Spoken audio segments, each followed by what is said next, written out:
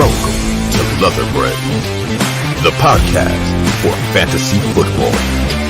Now, introducing your host, Hunter Slapdog Amaruso, and Matthew Scotty Holtmeyer.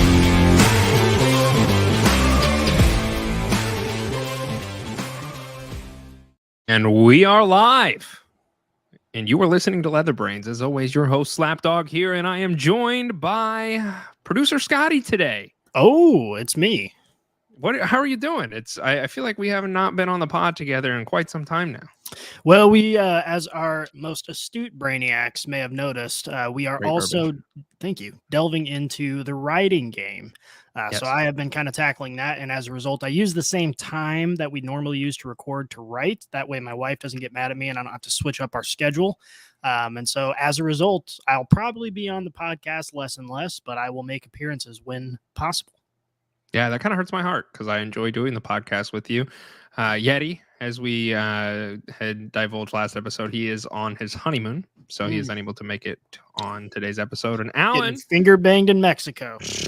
Dangerous game, my friend. Alan he's fallen ill, so he was going to step in, but unfortunately, we hope you're feeling better, brother. And so welcome in, everybody. Welcome aboard to Leather Brainz. Like I mentioned, I am your host, Slapdog, and we are going to be talking about a couple different things here today. This is going to kind of be, I don't know how you would describe it, Scotty, but I would say a very relaxed episode in comparison to some of our others. I think we're going to be kind of discussing some of the Wildcard Weekend that is upcoming. We have a couple little tidbits at the end for topics of conversation. So if anybody has any questions throughout this live stream, for those that are listening on a podcast, I apologize. But for those that are listening to us on a live stream, if you have any questions, shoot them over. We will be more than happy to answer them as soon as they hit our inbox. So yeah, we got a couple on Twitter too. I got to make sure I remember to bring those up. Okay, well, I'll leave that to you. Before we start talking about the Wildcard Weekend, Scotty, and I don't want to go into a whole lot of detail about this, but I don't know if you got the opportunity to see the championship game for college football, and that was rough. That was extremely rough. Yeah, it was unfortunate, honestly, just watching the absolute beatdown that ensued. There were a couple unfortunate things about this game. Number one is it was raining there, and I discovered that the stadium they were playing in had it was like a weird half dome, so the fans still got soaking wet. And there were several fans that had to be taken out of the stadium in stretchers because they fell down and hurt themselves on the wet cement, which could you imagine just for a moment, put yourself in the shoes of a TCU fan and your team is outperforming your wildest expectations. You decide to spend the money, make the trip, go to the freaking championship. You get there, you're fucking soaking wet. You slip and fall and break your leg, and your team loses by 60 points. You took L's all around. That's a bad day. No, that's a horrible day. Yeah, I've heard a couple people making that point today on various podcasts and such, and it just really hit home with me. That's just sad. That would be awful. That would be absolutely awful. It was kind of humorous, though. That one part of the stadium is where, the majority of TCU, it was kind of segregated for TCU fans, and there was just a hole there, and it was just water pouring on them. And I'm like, that could not get any worse. I don't get who designed that. You're rooting, and it's just pouring on you. Only you. Everyone else in the stadium is dry. You're getting rained on, and you're watching your team just get absolutely obliterated. I bring all this up because I want to talk about Quentin Johnson. He is one of the top wide receiver prospects coming out of this, or in this draft class that's upcoming. I'm going to write it off. I still have high hopes for that young man, and I think and then Max Duggan, of course, the quarterback for TCU.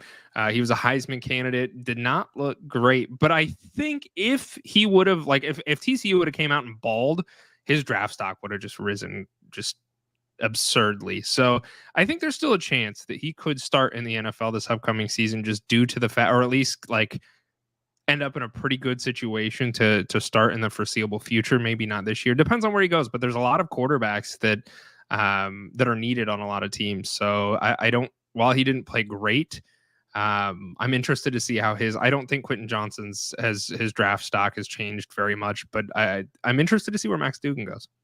Yeah. I mean, funnily enough, you and Max Duggan or Dugan. I don't know. Dugan, I've heard it Duggan. pronounced both ways.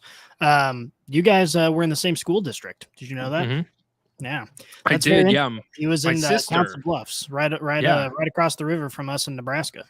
Yeah, it was actually kind of funny because I had heard that, and I was, I have siblings that are younger than I am, and I was talking to my sister about it, and she's like, "Oh yeah, I know Max." She's like, "He rated me a 10 out of 10 in middle school," and she pulled up this chat on like Facebook Messenger, and I'm like, "Oh my god, a potential Heisman candidate rated you a 10 out of 10. What are you doing?" My gosh, yeah, that sounds maybe Max has kind of a horniness problem. Is he a Maybe. little horny?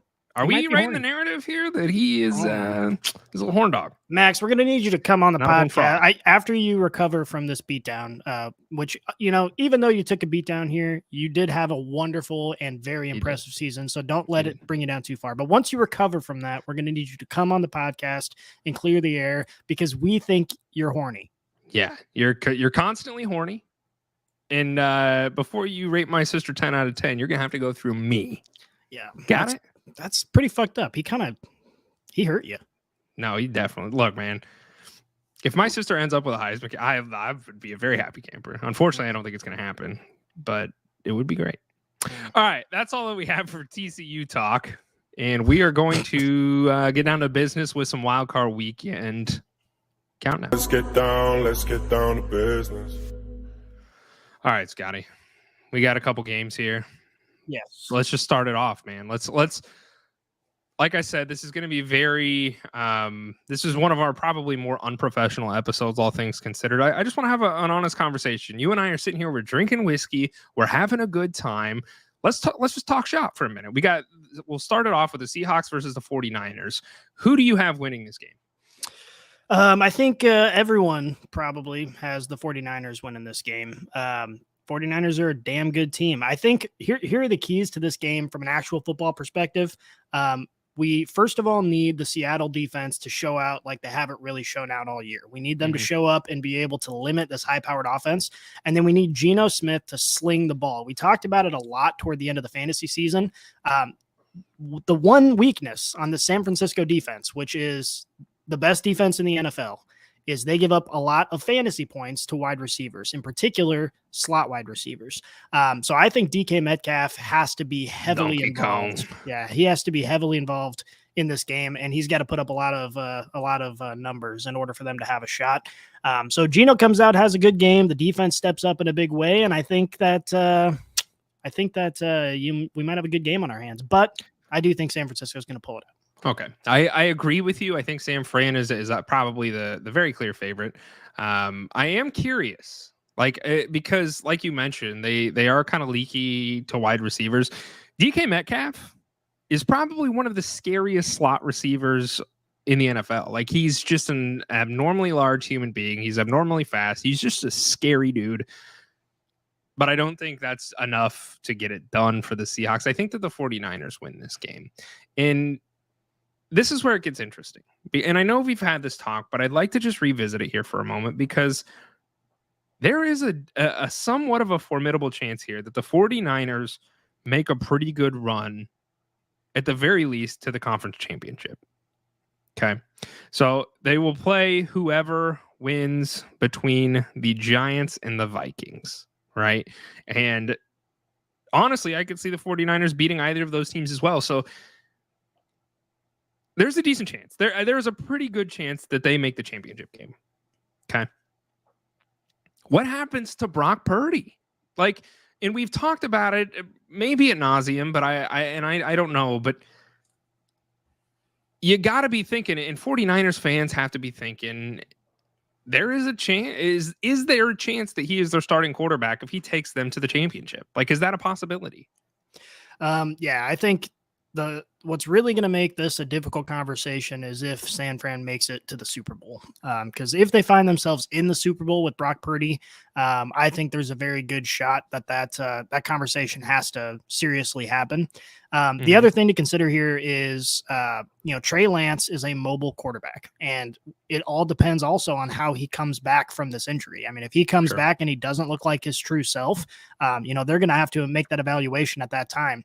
There's no doubt they spent a lot of capital on Trey Lance. I think that Trey Lance, because of his skill set and keeping plays alive, he's sort of the new prototypical NFL quarterback. They want him there. I think he adds another layer to this offense when healthy. But there's a lot up in the air. Brock Purdy's able to find this success. And, let me say this. In a vacuum, Trey Lance comes back healthy, I'm picking Trey Lance 10 times out of 10. And the reason for that is because we know he's a good quarterback and we know that he can run the football. He has another level to his game in comparison to Brock Purdy, but it gets convoluted. If they make it to the Super Bowl here, maybe Trey Lance doesn't come back 100% healthy. Those things can make this a little bit more complex than it otherwise would be. Yeah, it does. And that's part of the problem. And that's, I think that whether you're a 49ers fan or you're playing in fantasy football and you own Trey Lance, you at the very least have to be cognizant of the possibility of this being real. I am in the camp, and I've said this before on the podcast and on Twitter, but I am in the camp that I still think it's Trey Lance's job. That conversation might change in 2 to 3 weeks. It could. And this is going to be a really big moment for Purdy. And we've said before, like, this is a systematic quarterback offense. That is what the 49ers have been, bare minimum, the last 2 years, because Jimmy Garoppolo is not a good quarterback. And we know that. And we've said that. And we have analyzed that. So it's very systematic. And there are so many other weapons. What would be interesting to me, and I don't actually see it happening, but the 49ers, let's say they do make it to the championship and they end up losing to the Eagles, right? Brock Purdy will still be on the team. Like, I think some people are like, well, they could trade Purdy, and they could. I don't know how much value they're going to get for him, and he might just be a really good keep for them. Mr. Irrelevant suddenly became a really good quarterback too for them, and they still give Trey Lance the opportunity next year. I think that they do because they need to see what they have in this young man beforehand, regardless of the outcome. Now, if they win the Super Bowl, that could get a little different, but they also have so many other weapons all around them that I expect the 49ers, given their roster, they don't need to have a great quarterback. They need to have a decent quarterback, and that's what Purdy is in my eyes. Yeah, I think if Trey Lance played the season and finished healthy, and this team looked the same as they do now with Trey Lance at the helm, I think they'd be the favorite to win the Super Bowl. I really do, just because this team altogether, a great defense, a star-studded offense. Brock Purdy is kind of the one question mark, and he's performed thus far. So I don't know, man. I think trading Brock Purdy, depending on the offer that they get, could be a feasible option. But again, he's on a rookie contract. He doesn't cost them any money, and they know they have a solid backup with Trey Lance, who already now has injury history. So I would agree with you. If I'm the GM there, I'm not trading away Brock Purdy regardless, because I would like to unless the offer is compelling enough. Correct. Yeah. And there are a lot of teams looking for quarterbacks. So this is going to be a quarterback shakedown in the offseason here. So we'll have to see how things turn out. So if it's a too good to be true sort of offer, then I'd get rid of him. But for the most part, keeping him as your second option on your bench for basically no money is a damn good deal. Sure. Let's move. I'm interested to talk about this game. Chargers versus Jacksonville. I think we have somewhat of a divide here. I know internally with the Father Brainz, there is some divide. I don't know what to call us. Like, there's a group of us that do a variety of things for this podcast and other media sources, and so I don't know what to call us. I've been struggling with that all year. Yeah, so I mean, I've just been saying the Leather Brains team, but that sounds far too professional. We need something. Yeah, we're not. We're drinking whiskey and we're talking nonsense here. Yeah. So we need to come up, or somebody needs to come up with a name for us, because I've been struggling with that pretty badly. But Jaguars, Chargers. Who do you got winning this game, Scotty? I could see this one going either way. Officially, I have Jacksonville winning, but I would not be surprised either way. I really think this one's going to come down to quarterback play, because when you look at the offense that Jacksonville's running with, you have Sarah Jessica Parker, who brought sex back to the city of Jacksonville. And I love that. But who's he throwing to? He's throwing to Christian Kirk. He's throwing to Zay Jones. He's throwing to Evan Ingram, all of whom are having career seasons. Sure. But we're not going to look at that pass catching group and say these guys are elite. Calvin Ridley's going to come back and be by far the wide receiver one. So you think not, so?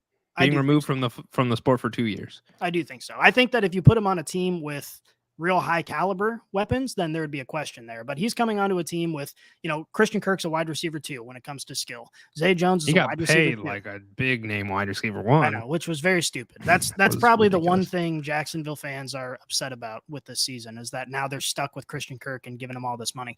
I don't think, but he's and I want to there's an asterisk there. Christian Kirk is not a bad wide receiver. I think they're more than anything else, they're just pissed that they are paying him that much because he's a good own. He's not a bad own for him. He's a wide receiver 2, and that's fine. Yep. And I think that's why picking up Calvin Ridley. Came back? Yeah. Picking up Calvin Ridley was a great move for them because I think they're taking a chance on a guy who obviously is going to be out for a while. But when he comes back, if he looks anything like his old self, they're going to have a true wide receiver 1 there and then some great ancillary pieces. So I think that was a good move. But, looking at the Chargers offense, now they've got all these old guys who can't stay healthy, and Brandon Staley decides to throw people in a week 18 game that means nothing and get everybody injured. So who knows how these offenses are going to shake out. I really do think it's going to come down to which quarterback performs better. And both of these quarterbacks have an opportunity to put the team on their back. I'm going with Jacksonville just because they've been on a tear, but I could see it going either way. Yeah, you mentioned injury. Mike Williams, he got hurt last game and he is still currently sidelined, that is a big problem for this team. So stupid, man. It is. I can't even fathom what the hell was going through his mind. I don't know. But and this team has been injury ridden all year or injury plagued all year. Why would you take the risk on it? Well, if I had to pick, and I don't know what you have, I think I'm going to take the Jaguars here as well, which is kind of crazy. Sarah Jessica Parker did not play a great game last week. She didn't. She was she just didn't look great. The defense won them that game. But I expect them to do pretty dang well. Chargers have a formidable defense.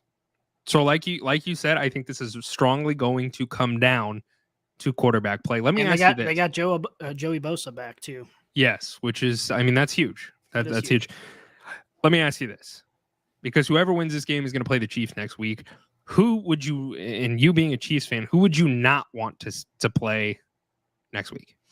I will go on the record as saying I think the Chiefs will beat either of those teams. I would agree. And I also want to say, we've kind of, me and Alan being Chiefs fans on this podcast, we're kind of self-deprecating and we're continuing to say, okay, the Chiefs defense is really terrible and they got to figure out that they need to run the ball more often. And we're quick to criticize them. I'm in the camp that as a realist, I don't expect the Chiefs to make the Super Bowl, but also no one's going to be surprised if they make the Super Bowl. They have an MVP caliber quarterback who's having a career season. They're able to spread the ball around. They still have a great offense. Their defense is getting better. The last couple of weeks that we've seen a lot of improvement. So no one's going to be surprised if they make the Super Bowl. So I think they would beat either of these teams. I think I would rather play the Chargers just for the fact that, with the history that the organizations have, I would like to hand them an L in the playoffs. Now, the narrative for the story, it would be cool. I'm a big narrative guy. No, I get that. I respect it. I one follow-up question. Do you think the Chiefs make the Super Bowl this year? I don't know. I think they beat either of these teams. Okay. The Bills obviously are always nerve-wracking. I think they would beat the Dolphins right now, especially because Tua can't figure out how to get his head in the game, literally. I think they would beat the Vikings or the Giants. I think they would beat the Ravens, and the Bengals would be a tough bet. Dallas and Tampa Bay have looked like they don't even belong in the playoffs recently, so I think they could probably beat them. So obviously, Bengals, Bills are the two teams that I am real concerned about here, and San Francisco. And I think those games could be, all of those games. They wouldn't see San Fran. The Bills and Bengals they would see before the Super Bowl. Well, I'm just saying. If they were to match up with any of these teams, I'm confident in them beating all of those teams except for Bills, Bengals, and San Francisco. Okay. So I think that there is a very good chance that they end up making it, but there's a decent chance that their defense lets them down and their offense. I want you to risk it for the biscuit right now. Are they going to the Super Bowl? Yes or no? Are Chiefs in Super Bowl this year? Well, I am a Chiefs fan, and also a Nebraska fan, I have learned that blind optimism is the only way. So yeah, they are going to the Super Bowl. They're going to win the Super Bowl. Okay. I don't know if I share that same sentiment, but I respect the optimism. You mentioned Tua. Let's talk about Dolphins Bills. That is the game this week over on the other side of the bracket. Well, it's the same side of the bracket, but the other game. Tua, is not playing this week, or he is still not cleared concussion protocol at this point. So the Dolphins are preparing for rookie Skylar Thompson to get the start if Tua cannot get cleared by game time. Problematic, extremely problematic for this team. Yeah, we got worst case scenario for the Dolphins because they're not going to have Tua probably in all likelihood. Yep. And they're playing a Bills defense who's not only good, but they've been good without ever really blitzing.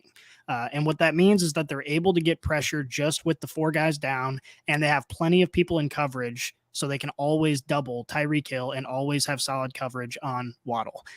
This is not a good look for the Dolphins. I think without Tua, there's a decent chance that this game gets out of hand. I would agree with that. And I think most people probably have the Bills winning this game, which should come as no surprise. The Bills are a legitimate team. They are a good team. They are well coached. And I do believe that they will end up winning this one. But as a Dolphins podcast, it kind of hurts us a little bit because we've been rooting for they made it to the playoffs, which I think we're all very happy about. Yeah, as a Dolphins fan, you can't feel like you were without your starting quarterback so many games. You still made it to the playoffs. Your offense at times looked unstoppable. And so you got to feel like you're moving in the right direction. Like you're definitely going the right way. I forgot what I was going to say here, but dig deep. I'm thinking, man, but I'm having a hard time remembering. I guess we'll just have to move on. When I remember, I will cut you off. Okay.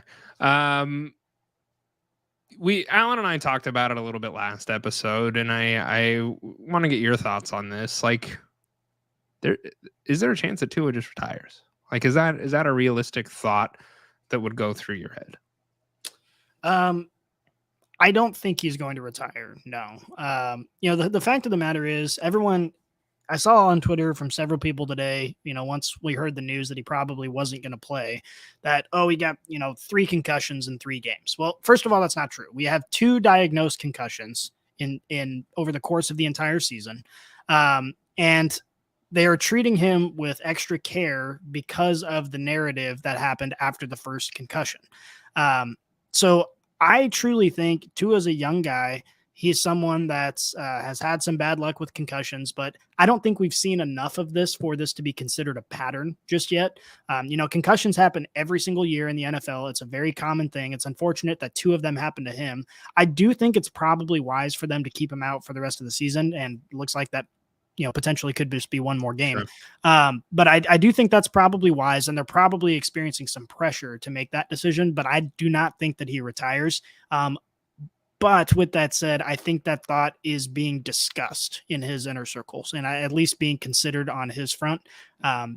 Just because we now know more about concussions than we ever have. We know the seriousness of this injury, and it's not something you want to waste your life on. And you have the name recognition now. You can go build a career in the media or build a career doing something else NFL related and still make a ton of money for the rest of your life. So I think if this continues to be a pattern into next season, then this conversation gets much more serious. But as of right now, if I were in his shoes, I would still continue to play.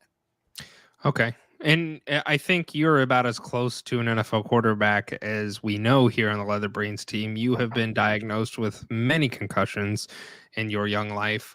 And you also you shared the same injury as Justin Herbert this year. So you're basically I'm the ragdoll for the NFL.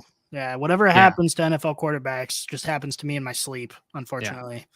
And I don't get any of the money or the fame. Leather Brains. Yeah. You don't have either yet, but we're looking to make you some money one day, maybe.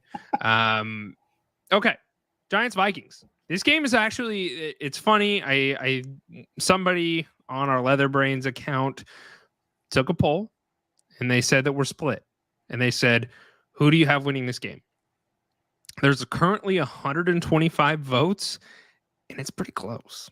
Yeah, last time I looked, it was 100 votes, and it was exactly 50-50. And I thought, thanks, guys. Thanks for the help. Everyone is just they're so torn. Right now, it's 56% Vikings, 43% Giants. Still pretty dang close at 125 votes. Who do you have winning this one?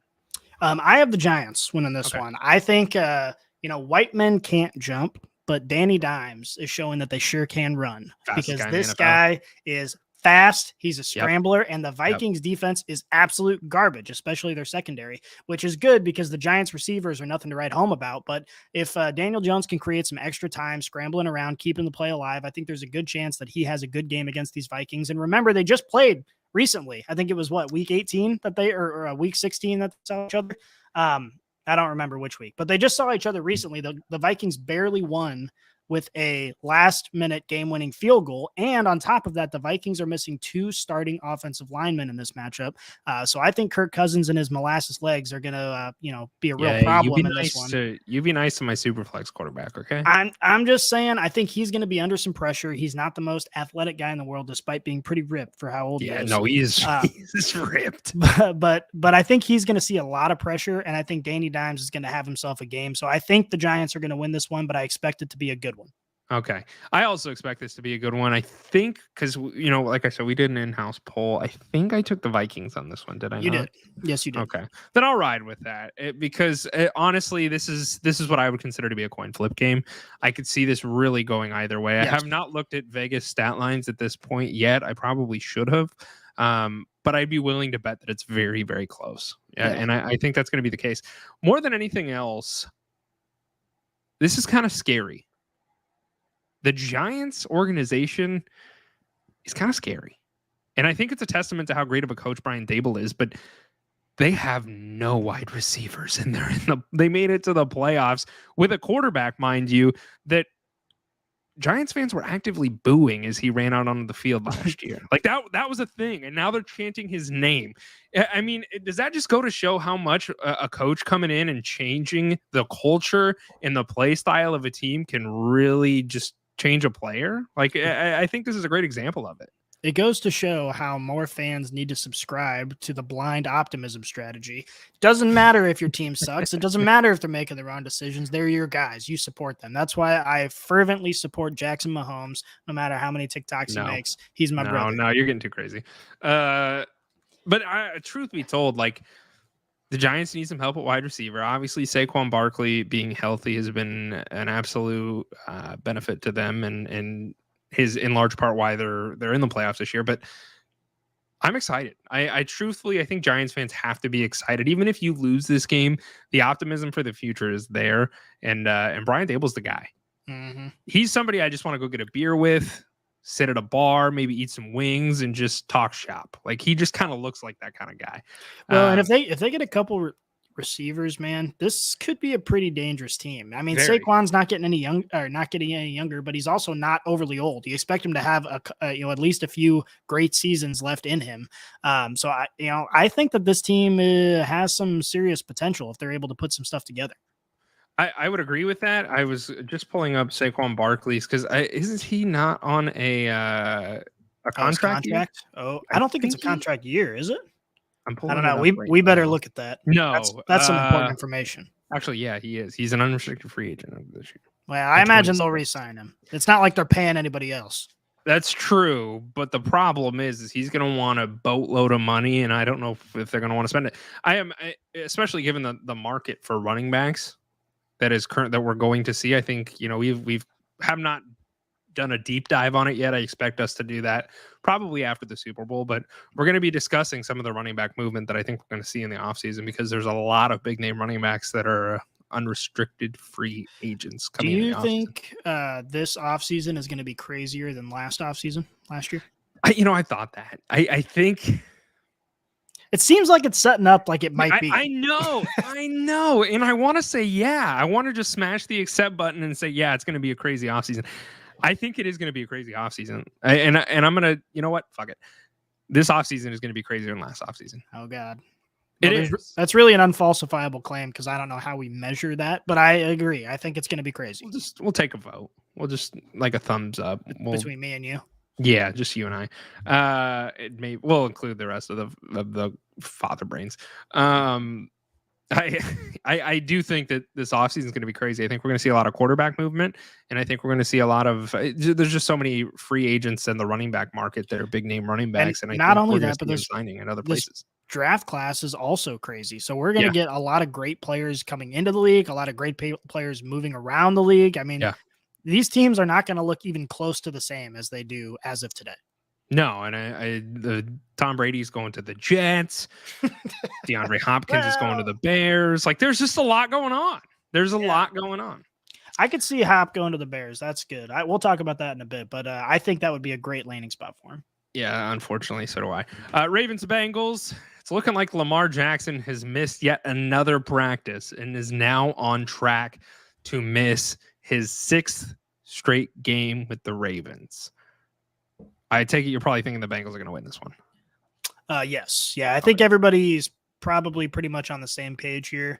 The Bengals just look great, and Joey Ice doesn't lose. We have seen him smoke so many victory cigars that I'm like, I think he might need to go to a hospital and get checked out because does he have he's like a overdoing it? I think honestly. like a losing cigar, and it's just like a one of the shit ones in the bottom of the humidor. Weed. He just smokes weed when they lose. It is legal now in the NFL. Yeah. I bet he's constantly. Well, he's not because he doesn't lose very often, so he doesn't really have to worry about that. But yeah, I just think the Bengals are an overpowered offense. They're going to move the ball really, really well. I think the Ravens, if they have a shot, they're going to need to control the clock. They're going to need to rely on their ground game, especially without Lamar Jackson. But the fact of the matter is, they've got no pass catchers. The Bengals can load up the box. That's all they really have to worry about. Plugging the article that's going to release tomorrow, talking about all these matchups here in a little bit more detail. I stated in the article, and I stand by it, that even with Lamar Jackson, because even if he by some miracle he does play, he hasn't played football in a month. He hasn't even practiced in over a month. So you can't expect him to look that good. This is looking less than a one-dimensional offense. It's looking like a one-half dimensional offense. All they have is J.K. Dobbins and Gus Bus, and they just hope that by some miracle they can, get some yards. But I think that the Bengals handle this one pretty easily. I would agree. I think that the bigger storyline here, and the one that now a lot of people are kind of buzzing about, and we've been talking about this almost ad nauseum for the last couple of weeks. Lamar Jackson, does he return to the Ravens? Is that you're shaking your head? No. I think I agree. I don't know if he's going to be with the Ravens next year. Obviously, for those that do not know, he's on a contract year. He is representing himself. They did not get a contract signed before the start of his season here, and this is the end of his rookie contract. He wants to get paid, but he hasn't played. Yes, that was a great rhyme, but that's part of the problem for this Ravens team and this Ravens organization. And I think this causes a lot of hesitancy for not only the Ravens, but anybody that is interested in signing Lamar Jackson. Is that fair to say? I think at this point in time, Lamar is really going to have to temper his expectations on his next contract, no matter who it's with, because we now have consecutive seasons where he has missed significant time because of these injuries. It's just... it's rough, man. My bold prediction is that he goes to Atlanta. I think Atlanta and Lamar Jackson will be a great combination. They would fit really well together, assuming that he could stay healthy. They've got a lot of young players at Atlanta, so they could probably afford to pay him a little bit more than a lot of other teams. And I think he and Kyle Pitts, man, would have a great connection. As soon as you said Atlanta, I was going to ask, do you take Kyle Pitts in the third this upcoming year if Lamar Jackson? Okay, so we're going to talk a lot about this in the offseason because I've been thinking a lot about the tight end situation because it's been weighing on my mind because it fucked me in so many ways as well as so many other people all year long. I think this year, with how unbelievably deep this wide receiver group is across the NFL, I think you got to draft tight ends even earlier. I think you got to take your Mark Andrews, you got to take Travis Kelce, and you got to take first Kyle round? Pitts. I'm talking Travis Kelce, top 5 pick. I'm picking him immediately because the thing is you can go and pick up 2 great wide receivers in the second and third round because there are so many of them to go around. And if Travis Kelce ends up hitting again next year, like he did at the beginning of the season, he's a league winner. Mark Andrews obviously didn't perform as well as we wanted him to. He didn't hold up to Travis Kelce, but he was still the number 2 tight end on the year. He was still performing better than every other tight end one. So I would take him probably in the second round. Chiefs go to the Super Bowl. They win the Super Bowl. Travis Kelce retires. Do you think that's going to happen? Honestly, that'd be a great note to go out to the Super Bowl, so I don't think it's going to be a problem. But he's not getting any younger. He still looks like he's got a lot of gas in the tank. Right. I'm not trying to dog on Travis Kelce because I do like me some Travie, but he is getting older. He is, but I mean, I would be much more concerned with his age if we saw any deterioration whatsoever in his play, and we haven't seen that. He actually looked at the beginning of the season. It looked like he was going to have the best season of his career. And granted, he's not competing with Tyreek Hill for targets like he was in previous seasons, but you have to imagine that when you see him performing at that level, that you're not really concerned about that deterioration.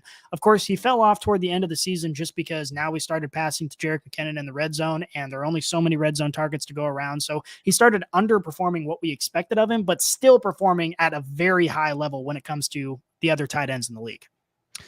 Yeah, I was doing some writing last night for our new writing endeavors, our blogging endeavors, and I did some write-ups, and I won't go into too much detail because I'm still not done with it. But Kadarius Toney is somebody that is of extreme interest to me in fantasy and dynasty formats, especially because they're going to use him, and I think they're going to use him a lot. So I'll leave it at that. But I am excited for Kadarius Toney in this offense. Maybe not for, and we'll see how he's used in this postseason run that the Chiefs are going to make. But I expect a lot from him next year, and I think if you're a Chiefs fan, you kind of share that same sentiment. Well, I'm hit and miss on Kadarius Toney because as a Chiefs fan, I'm very excited to have him on board. I think he offers a whole nother level of athleticism that our other receivers just don't have. I think he's a close match to Tyreek Hill in terms of how he can make people miss. The problem is in his young career, he has already been laden with injuries. Like he just has not seen the field for very much. And there's an asterisk there if he stays healthy. Correct. But on top of all that, the Chiefs have proven this year with Patrick Mahomes, breaking the passing yard record and being only one of 3 quarterbacks to have consecutive over 5,000 yard passing seasons. The Chiefs are demonstrating that they don't need a wide receiver one. Patrick Mahomes can spread the ball out to several receivers. No, but they do because we're playing fantasy football and we want to know who it's going to be. Yes, I would agree from a fantasy perspective. It would be nice if we had a Tyreek Hill on this team, but I don't know that they're going to worry too much about that or force the ball into somebody's hands because they clearly don't have to. And so that still makes me nervous about all of these Chiefs pass catchers if your name is not Travis Kelce. Well, and we hinted at this in the offseason before the season even started. We said this Chiefs offense is going to look completely different. And I don't expect greatness out of any of these wide receivers except for Travis Kelce because I think they're going to spread the ball around a lot more than they have in previous years. And that's exactly what happened. So let's give ourselves a pat on the back. You didn't answer my question. I forgot what it was. I've been drinking. Lamar Jackson goes to the Falcons. Do you draft Kyle Pitts in the 3rd? Yes. Yes or no? Okay. 100%. Maybe even earlier. Okay. Wow. That answers my question. Thank you. Last team here in the wild card weekend, Dallas versus Tampa. Another one that is very trivial for, I think it's a pretty split backfield as far as who people think are going to win. Yeah, in-house, based on what everyone submitted. You chose the Bucks. I chose the Bucks. Alan chose the Bucks. Yeti chose the Cowboys. This one's kind of difficult for me. I still do, and I'm not going to change my vote. I do believe it's the Bucks are going to win this because it's Tom Brady, and Tom Brady's going to do some Tom Brady bullshit to win this game. The Cowboys just on some weeks they bring it, on other weeks they don't. I think it's kind of the narrative that the Cowboys would make it to the playoffs and just choke. I think that's what's going to happen, and it sounds like you agree with that. Well, in the write-up that's coming out tomorrow, little teaser, I refer to this game as the Spider-Man meme game. These are two teams that are staring at themselves in the mirror when they step on this field because they're both teams that you look on paper, they've got decent rosters, they look like they should be good. And then they've underperformed. They're both in the playoffs, so they're not terrible, but they've underperformed expectations, no doubt. And I think they both see that in each other. So this is another game, probably more so than any other game. It comes down to quarterback play, and Tom Brady has never lost to the Cowboys in his career. He is 7-0 against the Cowboys. Wow. So I think Tom Brady's experience, he knows what to do to get the win. I think that's going to have them edge out, assuming that even, Dak shows up and doesn't throw any picks for the first time ever. I think Tom Brady still pulls this out in a tight one, and it's also possible that Dak literally throws the game away because he's done that several times this season. Yeah, I just, like you mentioned, I don't see the Cowboys winning this because Tom Brady is known for doing Tom Brady shit, and I said that already. We have a question here from Sober Money. Appreciate the question, my friend. Would love a subscribe if you are feeling oh so generous. We are not sober. We are not sober. We're drinking whiskey, and let me tell you, it helps. Question from Sober Money is, I own Jerry Jeudy, and I'm trying to get him off of his roster. Wow. Or you're trying to get him off. Like, Try to get him off. Yo, I don't know what your personal life is, and I respect either decision. Would you trade Jerry Jeudy in a 2023 third for a 108? He is in a rebuild. He is in need of a quarterback. His other wide receivers include T. Higgins, Jalen Waddle, and Calvin Ridley. You're not sitting bad for wide receivers, to be honest with you, my friend. I don't know what your quarterback situation currently looks like. The 108, I don't know if this is a super flex because it wasn't included in the information, but that is strongly going to determine how things are picked, in my opinion. In a super flex league, those quarterbacks are going to go a lot quicker, and I think that you would be rather lucky to get a quarterback in the 108. And that's just a quarterback worthy of value. Like CJ Stroud's going to be gone. Bryce Young's going to be gone. And depending upon what some of these teams do, those other quarterbacks might not be in an extremely favorable situation. So I don't hate it. I was in Jerry Jeudy, like I mentioned a little bit earlier, it is a super flex league. So yeah, I don't know how, and it realistically, because, and it's funny you mentioned this, I was doing this in one of our dynasty leagues that we are in, and I was looking at team needs for other teams. And so I'm sitting there looking and saying, who do I think is going to draft this person at this person? Because I have the 102, and I was looking at trading back, and while still getting the people that I need, because I'm not like desperate for any one type of player. So I was kind of trying to brain scheme. And I think that's what you're going to have to do here is look at team needs. The 108, I don't expect you to get a great quarterback there. You would have to go a little bit earlier than that. But I was doing a write-up on Jerry Jeudy. And like I mentioned, I was doing a buy low. And Jerry Judy's actually a buy low for me. And Jerry Jeudy, I want to say it, and I wrote it all down, but I don't have it in front of me at the moment. I think he finished wide receiver 15 on the year. Mm-hmm. Or no, it was wide receiver 22. I'm sorry. He was a wide receiver too. Yes. He was a wide receiver too. And so I expect if this is your first time here, we have a gentleman who was on our show on Mondays, and we were actually just kind of talking about the Broncos. He believes that the Broncos had a down season, and he expects them to be a little bit better next year. I like Jerry Jeudy. And I don't hate you selling him, but I want to make sure that you get decent value for him. I don't hate that. That's what I'm gonna say. I do not hate you selling a third round pick in Jerry Jeudy for the 108 because there is value there intrinsically. It really just depends on exactly what you're looking for and what the other teams are kind of in need of. And I know that doesn't necessarily help you answer your question, but it's all very situational in that regard, in my opinion. Mm-hmm. Well, for me, it's going to come down to how your running back room looks. Because I think that at the 108, you have potential to get a decent running back from this draft. That's going to be young. Hopefully you do your draft after the NFL draft, so you know what the situations are for these players. I still think Jerry Jeudy is let me phrase it this way. The Broncos were as bad this year as they will ever be. And Jerry Jeudy was wide receiver 20 some on the year. Yes. So there's only up to go. Some of that on Nathaniel Hackett. I am curious. Almost all of it on Nathaniel Really? Hackett. Okay. Russ Wilson obviously looked terrible this year, but we've seen what he's capable of throughout his career. So you can't just assume he all of a sudden sucks, right? Because even at Seattle, their offensive line was garbage. He was still constantly running around. And guess what? He was still considered a Hall of Fame quarterback. So you can't put all this blame on Russ Wilson. I think he shoulders some of it, but also he's coming to a new system. He's dealing with a new head coach, dealing with a lot of young players.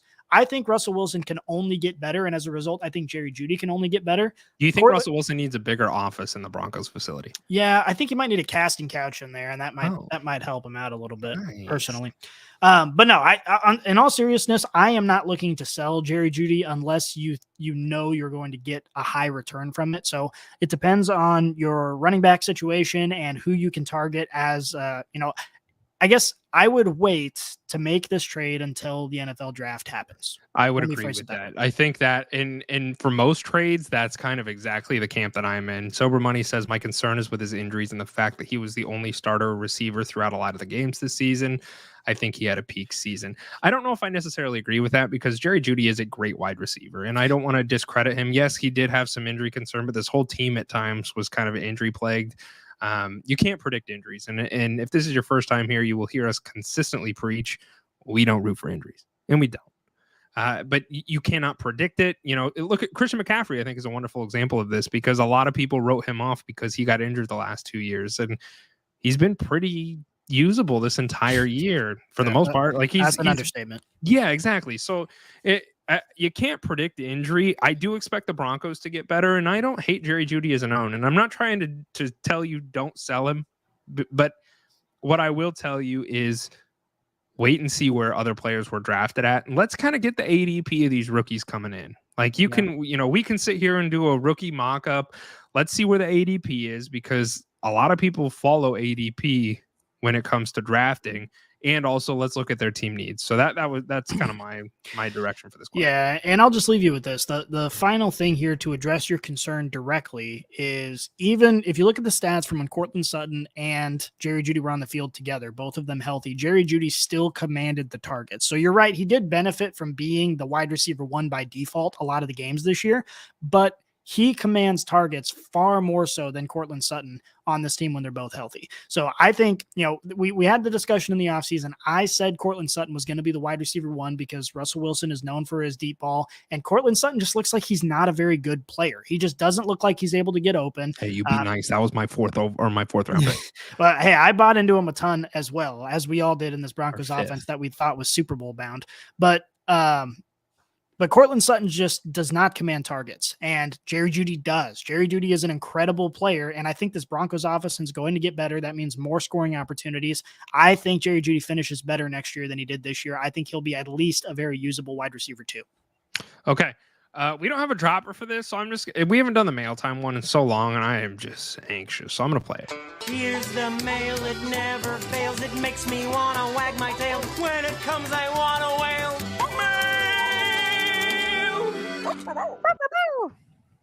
All right, that felt good. Yeah. Scotty, why don't you kick us off at the end of this episode here? We've just got a couple different topics of conversation just to discuss, just the shop talk. We're the water cooler chat. Why don't you take it away? Yeah, we're gonna do some shop talk. I like that. Let me hold on. I'm on the wrong notes page. I've been drinking. I'm lost. I don't know. I just finished my bottle, so cheers, brother. You finished your bottle? I just opened a new bottle. I got plenty to go. Chugging, brother. Yeah. All right. So, first topic of conversation here: will Sean McVay actually retire and be done? There's a lot of speculation about this. What's he going to do? Does he just simply hate the Rams and want to go coach somewhere else? Seems unlikely. Does he want to go do broadcasting? Does he want to do the typical thing that NFL personnel do when they leave the NFL and say, "I just want to spend time with my family"? What do you think he does? Gross. I think, you know what? Okay, so there's a little bit of background with this question. Alan called me yesterday while I was on the pot. He doesn't know that, so now he does. And Alan doesn't call me. And if you don't know Alan, he's on our Monday or our Tuesday episodes, Monday live episodes. And I'm like, okay, I gotta answer. Like something's going on. If Alan's calling me, this is big. So I'm sitting on the toilet. I answered and I said, "Hey, what's up, man?" And he's like, "Driving home, and I couldn't text this, but I just wanted to have a quick conversation." I said, "All right, what's up?" He said, "I think Sean McVay retires." And I'm like, I could have definitely finished my poop before I answered this phone call. But so we're sitting there talking about Sean McVay, and he brought up some really good points. He was supposed to be on today's episode, which is kind of why I had put this on there, is because I wanted him to revisit this, and he said he didn't want to lose it. So I apologize for him not being able to be here and get his thoughts. But he said, "Hey, I think Sean McVay is going to retire." And I said, "Okay." I said, "What makes you think that?" And he goes, "Well," and I had totally forgotten. Sean McVay almost retired at the end of last season, and there was conversation about him potentially being done. And I'm like, yeah, that makes sense. I guess I could see that. And he said, like, when did John Madden retire? And I'm like, shit, dude. Like, I have no idea. Or how old was he when he retired? Was the question. And I'm like, I want to say 60 something. And he goes, no. I'm pulling it up now because he had the number. I want to say he was like 43. I think that's the number. And if you can fact check that, I would appreciate it. And I said, I would have never thought that. And so he went on to explain how tedious it is to be a 42. 42. Would have never guessed that. And he's like, and then he went on to talk about some other coaches that retired pretty early and hung up the hat and was done. And Sean McVay's done it all. He won the Super Bowl. He got his ring. I don't think some of us in the fantasy landscape and in the, we're pseudo broadcasters in a way, we don't necessarily realize the amount of effort and time in life, energy that goes into being a head coach of an NFL team. I've been a bit behind in my Hard Knocks, my Hard Knocks episodes, and as a Cardinals fan, shame on me, but we had the HBO Hard Knocks in season, so I was watching some of it today, and Cliff Kingsbury, who no longer is the coach for the Cardinals, he was showing off his house, and he's like, yeah, those are the mountains, and whatever the mountains names were called, and he goes, I really don't get to see them though. He goes, because I leave before it gets dark, and I get home after it's dark, and so I don't get to see. And it kind of dawned on me, talking to Alan yesterday, and then I watched that this morning, and I'm like, man, we don't realize how hard it is for some of these guys sometimes. And so I think there is a chance that Sean McVay just retires. I don't think the Rams will fire him. The Rams have lost their head coach now, but I think that there is a very real possibility that Sean McVay just hangs up the hat, maybe gets a media deal somewhere where it's way less stressful, makes some money, and just talks football. Like Alan brought that up to me, and I'm like, man, I think that he's right. I think there's a very good possibility of that. I think Rams fans would be extremely sad, but there is a decent possibility that can happen. What do you think? Yeah, I mean, just put it in perspective for a second. I mean, a lot of us think, okay, you're a coach in the NFL, you're a player in the NFL, you have the dream job. Why would you leave? And the real answer to that is why not? Sean McVay, according to CelebrityNetWorth.com, shout out to them, is worth $40 million. This man could have retired a decade ago and lived a life of absolute luxury till the day that he died.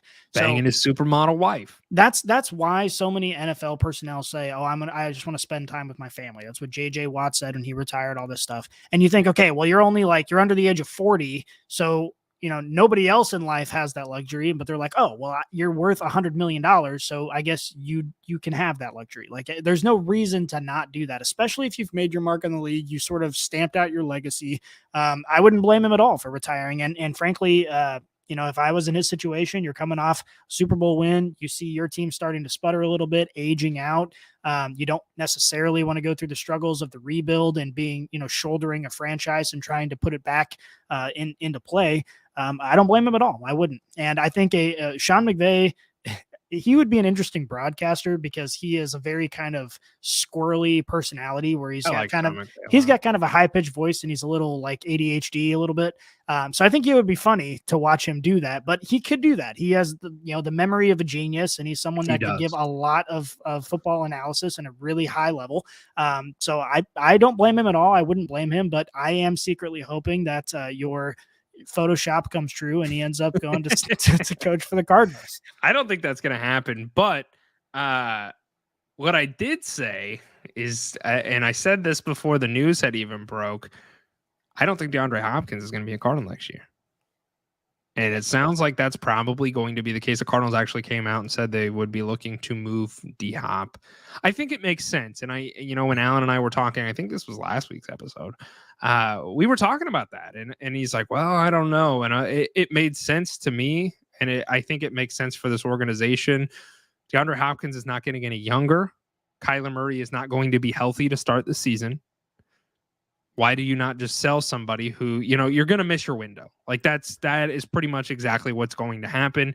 You're going to miss your window with an elite talented wide receiver. So why don't you just, if you love something, set it free, set him free, and get some picks out of it to maybe help you down the stretch. So here's my question for you as a Cardinals fan. When I was writing up the draft article that we wrote, where we went over the top 10 picks, what I settled on before this Hopkins news came out was the Cardinals offense has potential to be great as is. We never saw them healthy. Sure. We never did. All of one person or multiple people were injured every single game. So we never saw this offense at full force. And so what I said is it makes the most sense for them to focus on their defense, to pick up an edge rusher or something with their first pick and really bolster what has been a pretty underwhelming defense. But now selling the wide receiver one, getting some additional picks, are they going to focus on their offense now, or are they going to do some sort of combination of both? Or do you think they still focus on their defense because they still have a lot of great offensive weapons if they can stay on the field? In an ideal world, I'd like to see both. And I think this largely depends upon, I don't think we need the 103. I think we should move down in the draft. I would like a mid first round pick. And I think that's feasible to do given the amount of quarterbacks that teams need. I think that they could probably do that. So I would like to see that happen. You sell DeAndre Hopkins. I don't know what they get for him. But we need help on both sides of the ball. Realistically, we don't, Kyler Murray, he's the franchise quarterback. He's going to be the guy. Even the Cardinals have come out and said that Kyler Murray is going to be a part of the coaching decision. I firmly believe Sean Payton is going to be our head coach. And I'm okay with that. Yeah, that'd be sweet. I'm not upset about that. I'm curious to know, and we talked about this on last episode, the Saints want compensation. So what does that compensation look like? TBD. Yeah. But Sean Payton's going to be our head coach. Wide receiver wise, I don't know. I mean, yeah, it would be nice to have some help at the wide receiver level, but I don't think that's really where we're hurting. I think there's a lot of other holes that need to be plugged. Our offensive line does not look good. Our defense is somewhat struggling. JJ Watt just retired, so we're going to need help on the D line a little bit, I think. I'm interested to see what they do. Yeah. And I don't want to speculate too far, but I do want to say DeAndre Hopkins, I don't think is going to be wearing red next year. So where does he go, Scotty?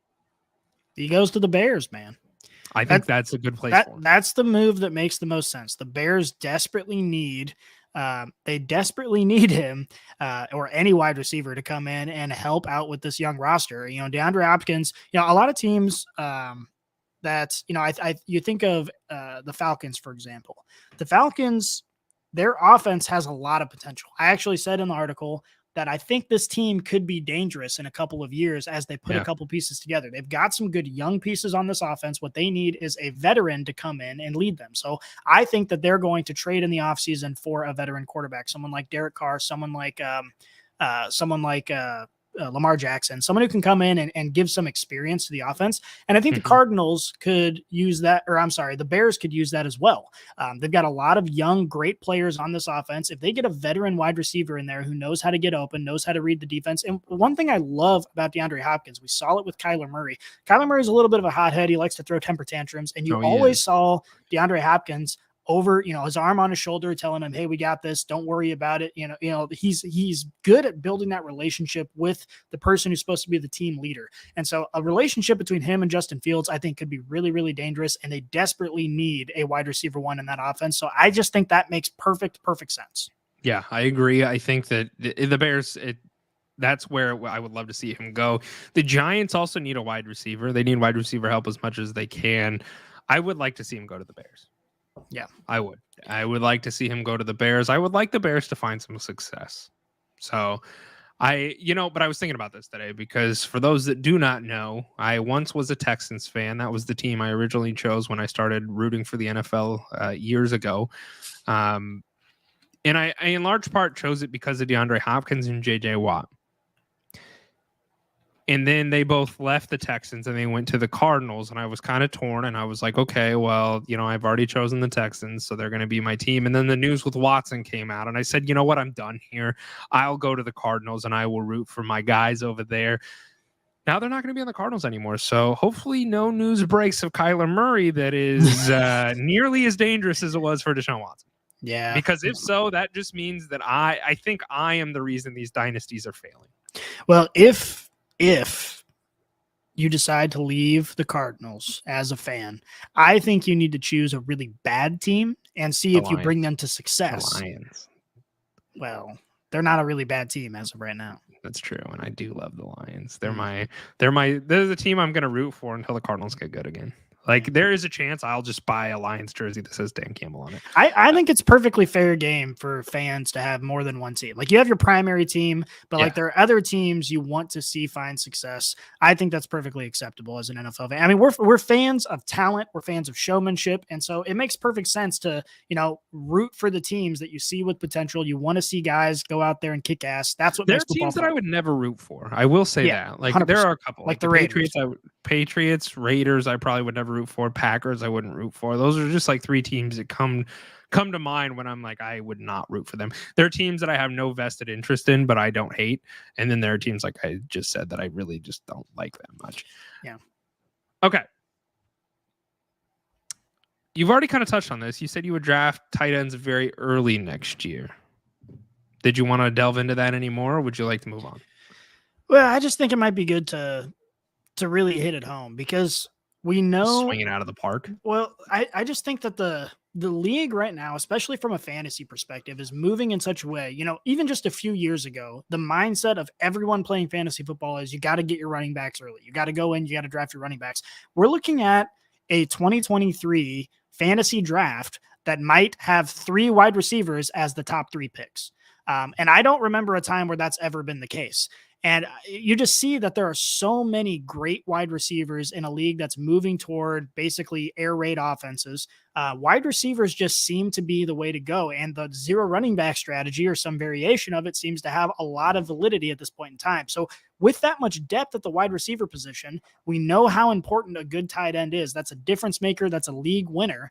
I think it makes perfect sense to draft these top, 3 or 4 tight ends as early as you can possibly get them, because you can make that value up on the back end in this upcoming year. Obviously, with so much quarterback movement expected and a lot of coaching changes happening, there is a lot of reason that the league is going to look way different than it does right now. So you have to make this decision when draft time comes, and you can't necessarily speculate all the way until then. But I personally think drafting Travis Kelce early in the first round is a perfectly acceptable way to go. I think drafting Kyle Pitts in the 2nd or 3rd round is a perfectly good way to go. Depending on what happens with Lamar, I think is going to dictate Mark Andrews, but he's obviously a great talent and he is a difference maker at that position. I think Mark Andrews is probably going to be, if Lamar does not come back next year, I think we see Mark Andrews in like a 4th round. Like end of 3rd, early 4th. I'm not going to agree or disagree with this because there's a lot of metrics that I'd like to do, and we just have not had enough time to sit down and do that. I want to see where the spread is from tight. Like obviously Kelsey's one of the best, but beyond that, what does the spread look like in comparison to other wide receivers that you would get at the end of the 1st round? Let's look at that. So I'm not going to agree or disagree. I'm going to put a bookmark in this, and I think we should revisit this, and I'm sure we will. In a later episode as it progresses. Calvin Ridley, we talked about him a little bit as well. He is on here as a topic of conversation. He's been removed from the NFL for the last 2 years. We've seen what that has done for Deshaun Watson, but you believe that unlike Deshaun Watson, Calvin Ridley will come back in true to form. Is that the case? I think a better comparison is DeAndre Hopkins. We were concerned about whether or not, DeAndre Hopkins obviously didn't spend nearly as much time off the football field, but he did spend an extended time off the football field. He's not getting any younger. We worried about his status as the wide receiver 1 coming into this new offense. And guess what? He showed up and immediately showed out. And again, Calvin Ridley, I think, could be great or he could be okay, but given the other receivers on this team, there's a very good chance he ends up being the wide receiver 1 pretty much by default. So I think Calvin Ridley is someone that I'm willing to take a risk on. I think his upside is high enough that even if he doesn't pan out, it was worth the risk. Okay. Let's say you have the 202 in a dynasty format. Would you trade Calvin Ridley for the 202? Or would you trade the 202 to obtain Calvin Ridley? 202, probably not. Just given how valuable wide receivers are, I think he's more of a 3rd, 4th round guy, especially with the uncertainty. And that makes it, you're limiting your risk at that point. But I think that's probably where his ADP is going to end up being. I don't think people are going to be real excited to grab him off the board as early as possible. Again, just given how valuable wide receivers are and how many valuable wide receivers there are. But I think 3rd round, 4th round is 208. You're edging close to that 3rd round. If you had the 208, would you sell it for Calvin Ridley? So if I drafted Christian McCaffrey before him, then probably yes. No, we're talking in like in a dynasty league. Oh, in If a you had the dynasty 208. format. Yeah, I'm sorry. Yeah, in a dynasty format, if I had the 208, yeah, I would trade him for Okay, Kevin. I would too. I think that's probably my limit. Maybe the 206, 206, 207. That's kind of like where it gets edgy for me because you're kind of getting in dart throw-ish territory.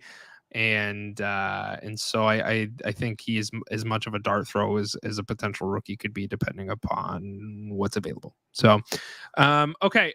And there's a last thing here.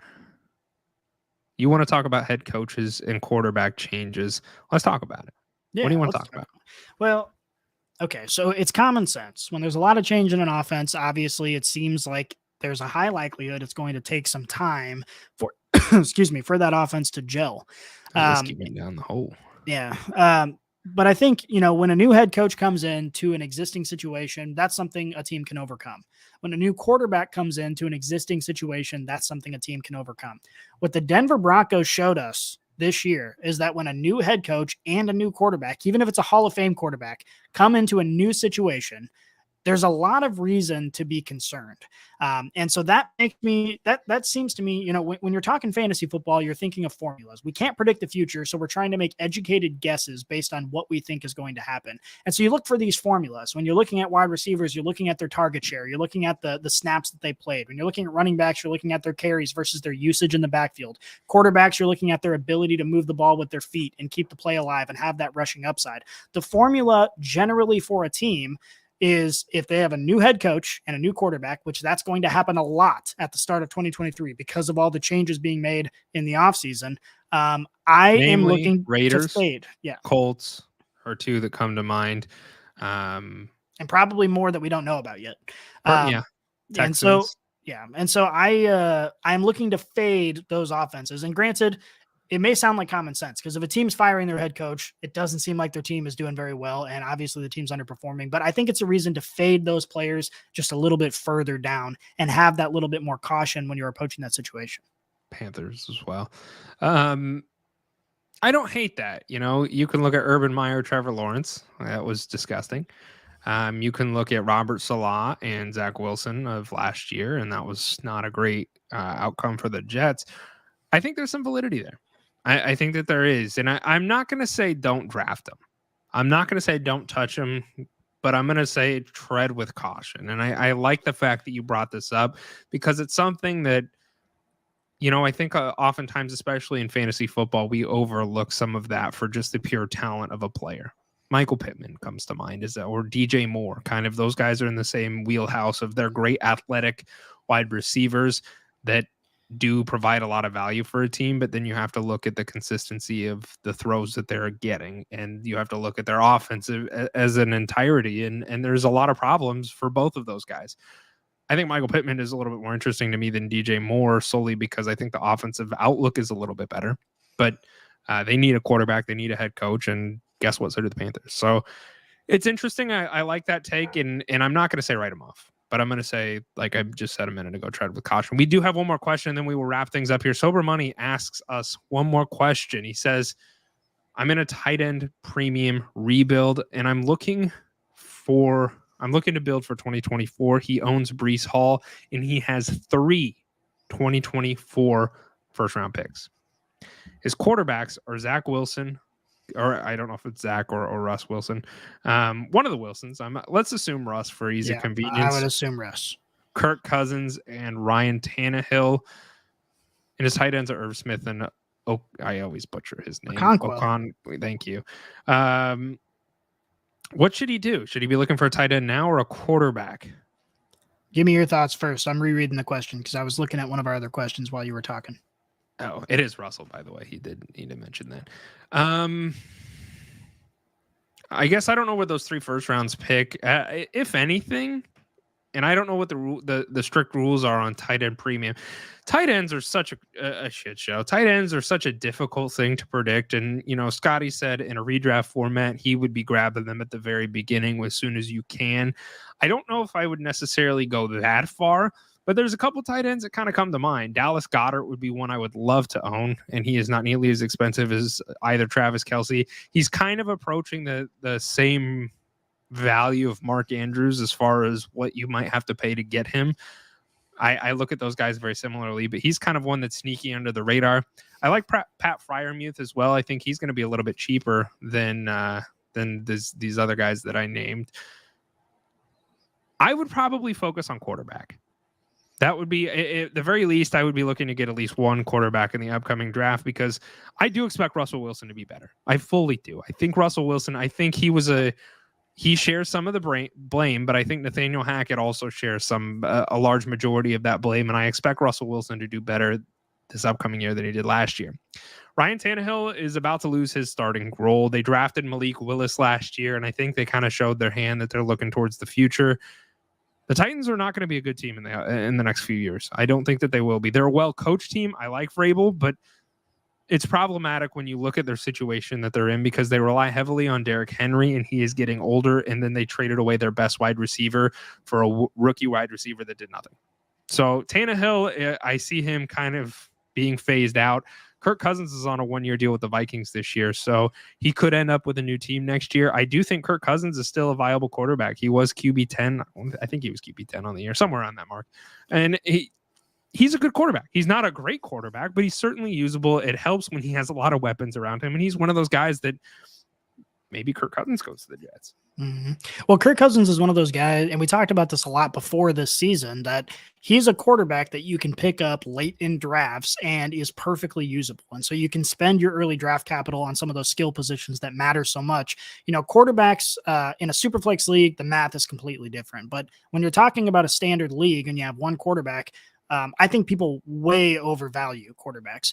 Now, this upcoming year might be a little bit different. And the reason for that is I am all in this year with these elite wide receivers. I'm all in on the quarterback elite wide receiver stack. I think that's going to be a huge strategy that people take up. I did that in a couple leagues this year, and coincidentally, those were the best leagues that I was in, or that was the best result that I got out of all the leagues that I was in this year. I think that it's worth reaching for a quarterback like Joe Burrow if you pick up a T. Higgins or Jamar Chase.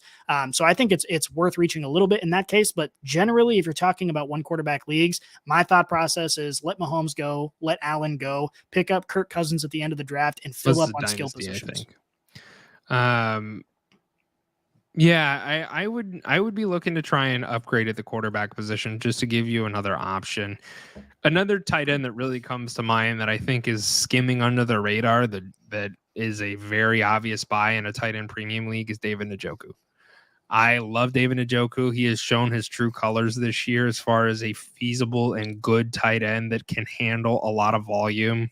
Obviously, he's got to stay healthy, but he's just another guy. If you're looking to kind of make some trades, those are trade targets for me. Those are the guys that I'm very interested in. Trey McBride is another one he's probably the cheapest one, and he is a little bit more of a coin than some of the other guys I mentioned, but he is the rookie tight end for the Cardinals this year. And if they're losing DeAndre Hopkins, he might have a bigger role. That, and Zach Ertz is going to be back, but he's coming off of injury. He is also getting a little bit older.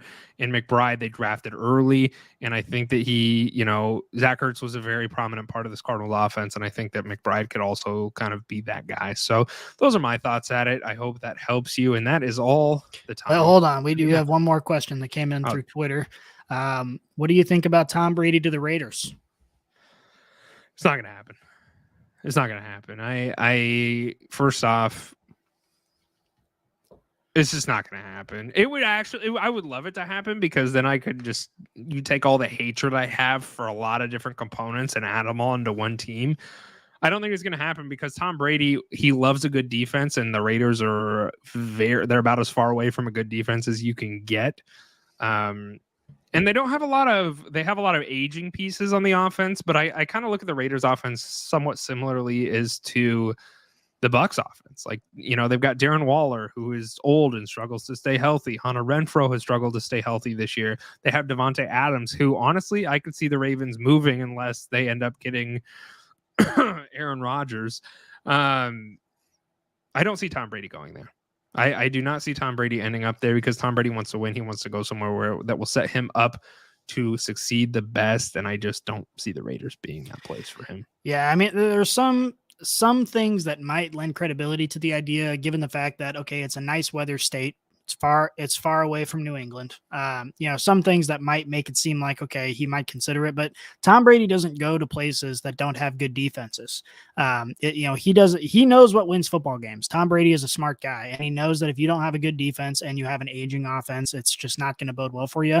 I've talked shit on the Raiders a lot because I despise them, but truly, I root for good football. So I want teams to be good. I think the Raiders have a long road to be good. I think they draft a quarterback in this upcoming draft and they start building again. And I agree with you. I think that there's a decent chance they look at doing something with Devontae Adams just because I think they're basically approaching the rebuild cliff. They have a lot of aging weapons. And I just think that they're going to be looking to offload that age and get some youth and start building for the future. So I agree. I don't think it's very likely. Yeah. And shout out to Mr. Raider for that question on Twitter. Appreciate the question, brother. That is all the time that we have. Hope you enjoyed Shop Talk. It was something, usually we come with a lot of structure. We come with copious amounts of notes and statistics and facts, but this was more of just let's sit down, let's drink some whiskey, and let's have some conversation. So we hope you all enjoyed that today. Scotty, am I missing anything? No, sir. You're a true professional and a scholar. Oh, you're going to make me blush. That is all the time we have. Appreciate it. And we are out. Thank you for listening to this episode of Leather Brains. If you enjoyed the show, please consider subscribing and leaving a 5-star rating on your favorite podcast app and YouTube, as well as following us at Leather Brains on Twitter and Instagram. If you're looking for specific fantasy advice, including draft advice, trade insight, starts and sits, or even if you want our thoughts on your sports bets, please feel free to send us a DM on Twitter for an answer and a chance to have your question featured on a future episode. Again, thank you for tuning in, and we'll be back before you know it.